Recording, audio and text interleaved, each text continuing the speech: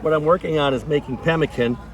Pemmican is a Cree word that means pounded meat. It's a mixture of dried meat. In this case, this is elk, and there were a lot of elk around this part of Minnesota. Dried meat jerky, which you see over there. We've got dried berries. These are blueberries and cranberries, and then melted fat. In this case, it's beef fat, so I'm making suet. I cut up the beef fat into small pieces, put it in a kettle with water, and start to boil it. Eventually, it'll just start melting, and it clarifies it. So then it's shelf stable. It's not going to go anywhere. So once we get the fat, the meat dry, and then the meat would be, once it's dry in the jerky, and I'm not flavoring with anything, you pound it. The native people would have these stone hammers, and they would just keep pounding it until it's powder. And then all this takes some time, and then you mix the powdered meat with the melted fat, almost equal portions, and the dried berries, and then it's kind of a survival food. It's got protein and carbohydrates. And of course, if you're surviving out in the winter, living in a teepee out in the prairie in a log cabin, you're going through a lot more calories than you would be otherwise.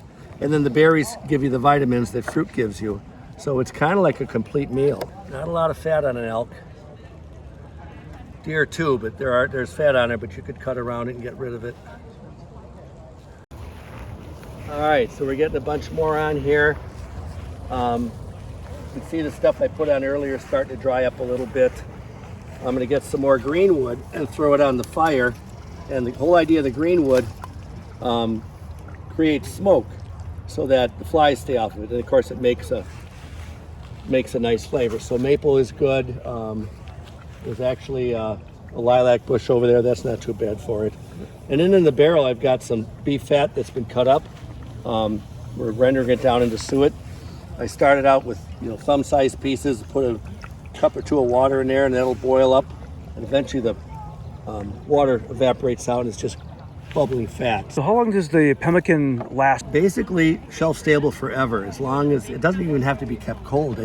A few years back, somebody found a cache of it somewhere out in Montana that had been buried and covered up in deer skins. And it came out when they scraped the top layer off. The rest of it was still looking pretty good. How much pemmican was commonly made? Was it, you said for the season, so that would be hundreds of pounds of it? Hundreds of pounds, tons. Okay. Like when Native people would kill a buffalo, they wouldn't bring the buffalo back to the village. They would bring the village to the buffalo. They would bring their teepees.